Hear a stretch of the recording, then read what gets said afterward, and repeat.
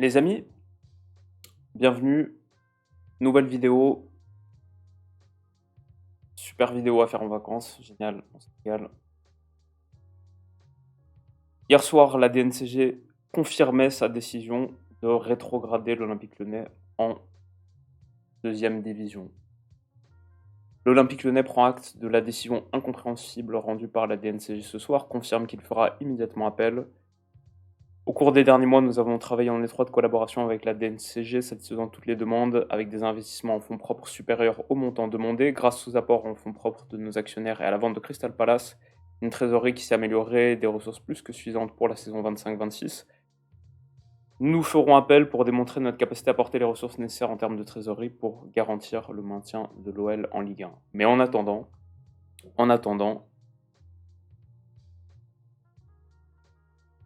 c'est la Ligue 2. Et je crois que c'est encore pire que la Ligue 2. Je crois que c'est pas la Ligue 2. Je crois que c'est le dépôt de bilan parce que je vois pas comment un club qui est endetté à ce point fonctionnera mieux en Ligue 2. C'est un des pires jours de ma vie. Je pensais pas que cette saison on descendrait plus bas que Old Trafford il y a quelques mois.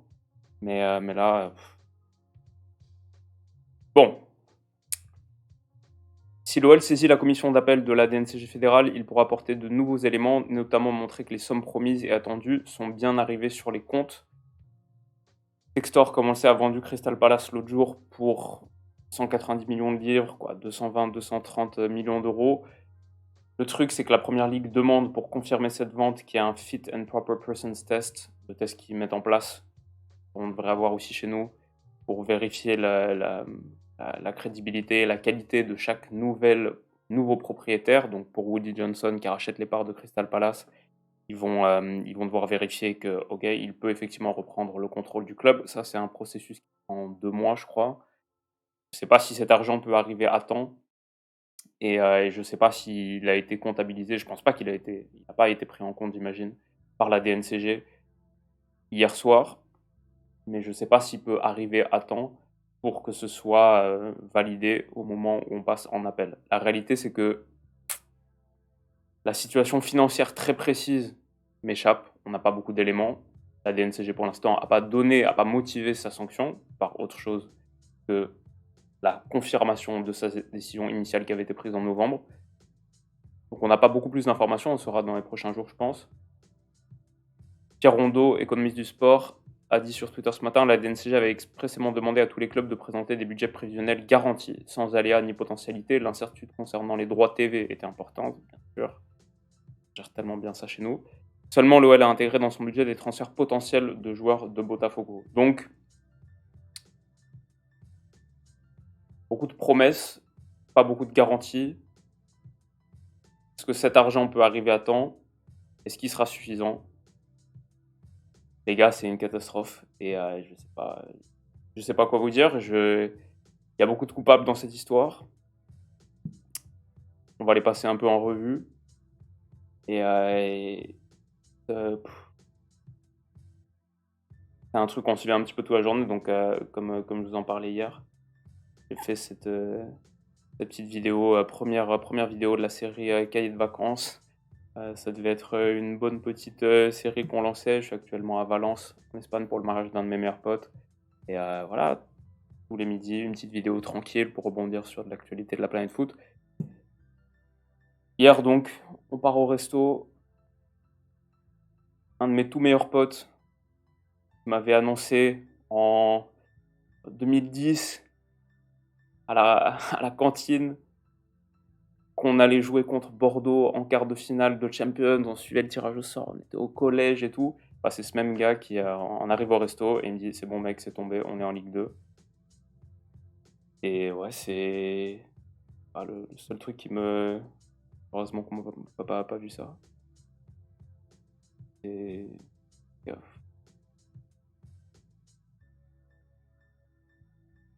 Donc les coupables. Le premier évidemment John Textor.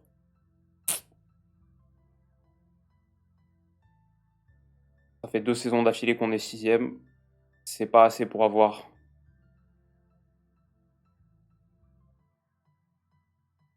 il y a des problématiques sportives qui ont fait qu'on n'a pas pu revenir à notre niveau, revenir à notre standing.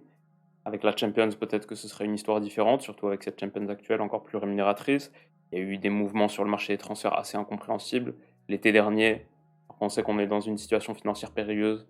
2 millions sur Moussa Niakhaté, plein d'autres transferts que vous voyez ici. Textor est là depuis 2 ans et demi et la masse salariale n'a pas drastiquement diminué. Il est arrivé en décembre 2022. Saison d'après, 23-24, c'est pas beaucoup mieux. Peut-être 24-25, c'était un peu mieux. Est-ce qu'on peut le voir ici, peut-être? On était à 1 141 000 en 23-24, en 24-25. Est-ce qu'on a la masse totale? Ouais, c'est à peu près la même chose. On a réduit peut-être de 10%. On a conservé des salaires très élevés. Et je pense qu'on a simplement eu un propriétaire qui est toujours là d'ailleurs, mais qui n'est pas assez riche. Et son modèle de multipropriété fonctionne mal. Et évidemment, il est le premier responsable, parce que quand tu arrives dans une situation comme ça, le propriétaire est le premier responsable. Ça, je pense qu'on est tous au clair là-dessus. Il n'y a pas besoin de... Voilà, si on descend effectivement en Ligue 2, si un dépôt de bilan éventuel se confirme, et bah les gars, ce sera très clair qu'on a coulé avec Textor, et il est le responsable premier. Cela dit, il n'est pas le seul responsable. Et quand je vois ce tweet désespérant pour moi, il me donne envie de vomir, de Jean-Michel Aulas. Pendant 36 ans, j'ai veillé à ce que jamais une telle situation ne puisse se produire. J'ai tout donné pour bâtir un club solide, respecté, ambitieux, sain financièrement. Mais Jean-Michel Aulas est un des principaux responsables de ça. La fin de règne, et même les 10 dernières années de la gestion aulassienne de l'Olympique Lyonnais, c'est une catastrophe. On en parlait année après année.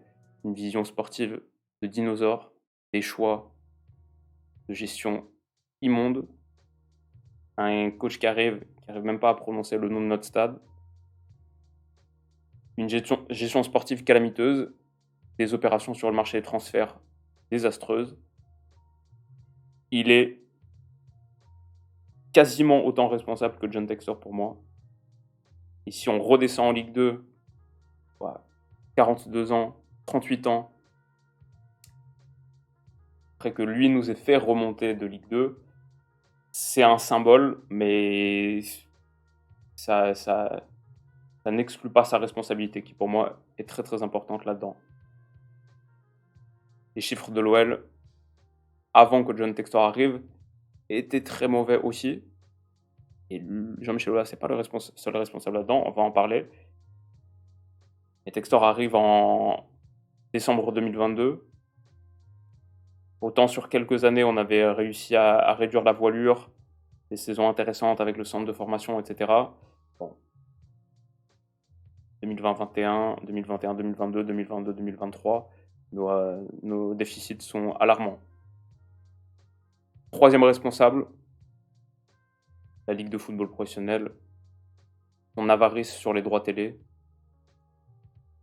Ces personnes-là, Vincent Labrune, Nathalie Bois de la Tour, heureusement qu'on la revoit plus elle. Et ce deal catastrophique négocié avec Mediapro, certains ont pris des primes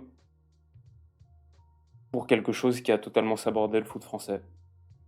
Et qui a mis beaucoup de clubs, pas seulement l'OL, dans cette situation économique catastrophique. On en est là aujourd'hui. Il y a eu le Covid aussi, c'est sûr. Même pendant le Covid, la décision de ne pas reprendre la Ligue 1, pas reprendre le championnat, que tous les autres championnats majeurs ont repris. C'était une décision du gouvernement français, mais elle a aussi été validée par la LFP. Le fait de confirmer ce système par points qui nous prive de Coupe d'Europe pour la première fois depuis 96-97, bon, on avait qu'à être mieux classé au moment où la décision tombe, mais quand même, ça c'était... Il y avait des problèmes d'équité à ce moment-là, pas tout le monde avait joué les mêmes équipes, pas tout le monde avait joué le même nombre de matchs à domicile. C'était une situation catastrophique, c'est pas ça la décision principale qui est la responsable de notre situation actuelle. Mais il y a tout un écosystème aussi qui a contribué à notre chute. Ça, je pense qu'il ne faut pas l'oublier. Textor, Aulas, la LFP, des situations exogènes qu'on ne peut pas contrôler, le Covid, bien sûr, un drame absolu. Mais ça, c'est un des points de départ de cette situation calamiteuse. Donc je sais pas ce que ça va donner les gars, moi je suis pas expert financier, je peux pas vous prétendre, vous décrire précisément la situation financière de l'Olympique Lyonnais. Je sais pas exactement comment la DNCG fonctionne. Je sais pas ce que ça va donner. Je peux pas vous dire est-ce que notre appel va fonctionner? Est-ce qu'on va s'en sortir? Est-ce qu'on descendra plus bas que la Ligue 2? Ça pour le coup, ça me semble pas les compétences vraiment pour le dire. Mais si la rétrogradation en Ligue 2 est confirmée, moi je pense que ça ira encore plus bas. J'ai très, très peur de ce qui arrive. Si ça devait n'être que la Ligue 2 entre guillemets, je suis pas vraiment dans le camp de ceux qui voient une opportunité. Je pense que c'est un drame absolu, il faut pas se voiler la face. Cela dit, ça fait bien longtemps que cette équipe de l'Olympique Lyonnais me fait pas trop vibrer, que ce groupe, cet assemblage un peu quelconque de joueurs me procure pas beaucoup d'émotions. Et moi, je le dis depuis longtemps, une équipe qui se reconstruit avec son centre de formation, comme une des plus belles saisons que j'ai vécues de ma vie de supporter depuis 2002, cette saison 2014-2015, avec Lacazette, avec Maxime Gonalon, avec Samuel Umtiti, avec Nabil Fekir, avec Anthony Lopez, Clément Grenier, Jordan Ferry, Corentin Tolisso. Ça, c'était une vraie belle saison. Reconstruire de cette manière, même si c'était en Ligue 2, ça me ferait plus kiffer, je pense, que les dernières saisons qu'on a vécues.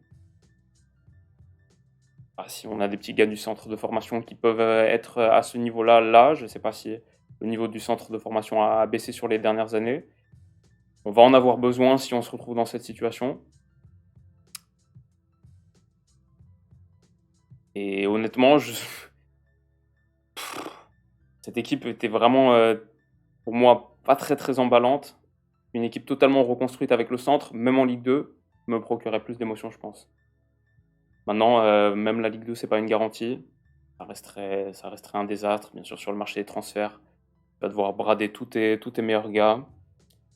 C'est une situation calamiteuse. Et il faut dire un truc, c'est que même la DNCG dans tout ça, la situation en tout cas, la manière dont notre écosystème est construit, c'est une sanction, c'est pas une réhabilitation.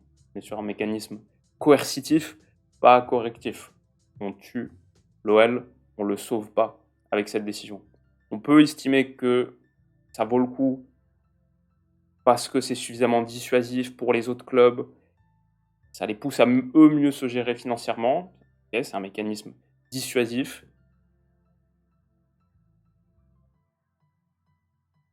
C'est pas un mécanisme correctif. Et voir l'OL couler comme ça, c'est peut-être notre salut. Peut-être que les hautes instances, peut-être qu'il va y avoir un peu de magouille et un petit peu de corruption du secteur judiciaire pour les intérêts commerciaux de la Ligue 1, qui déjà est dans une situation catastrophique niveau droit télé, et en plus va perdre avec la disparition de l'OL 4 des 10 meilleures affiches, celles qui vendent le plus niveau droit télé. Peut-être que ça va jouer, peut-être que du coup on va rester en Ligue 1. Ce serait pas une belle manière de rester en Ligue 1, mais ça montre simplement que l'écosystème actuel du foot français, il est pas bon, il est tout pourri. Et ça va pas aller en s'améliorant parce que la disparition de l'OL, deuxième, troisième plus grosse ville de France, un des clubs les plus importants de l'Hexagone, je pense que c'est une bonne nouvelle pour personne. Et je suis pas, je suis biaisé, hein. Je sais pas si c'est comme ça que, je sais pas si le mécanisme coercitif, il est mieux que le mécanisme correctif. Après, on a été suffisamment alerté. Ça fait suffisamment longtemps qu'on est au courant de la situation. Peut-être qu'on a eu le temps de régler les choses. Peut-être que c'est bien fait, entre guillemets. Mais je pense pas que ce soit. Je pense que c'est une très mauvaise nouvelle pour tout le monde. Dans un système, dans une configuration actuelle qui est déjà très très compliquée. La situation télévisuelle, c'est une absurdité. Donc ouais, je sais pas trop quoi vous dire de plus. Franchement, quel terrible moment pour nous. J'aimerais penser qu'il y a une lumière au bout du tunnel. Et comme je dis, on se relève avec nos petits gars. il y aura une beauté là-dedans, mais je sais pas si c'est véritablement quelque chose de, je sais pas si c'est comme ça que ça peut se passer, quoi. Bon, souhaitons que l'appel fonctionne. C'est une situation difficile parce que, même à commenter, parce qu'on n'a pas beaucoup de certitudes. Autant on est éliminé à Old Trafford, l'émotion elle est brutale, elle est intense. Là, si tu apprends ça via c'est des mots, c'est pas des images, c'est pas des émotions, c'est des mots et des faits et peu de certitudes. Donc la réaction, elle est je sais même pas vraiment ce que c'est. On verra dans quelques jours, mais ça sent pas bon. J'espère avoir une très bonne nouvelle d'ici quelques heures. J'espère pouvoir changer ce 2 en 1 et peut-être qu'on peut se relever. Mais, et c'est incroyable, quoi.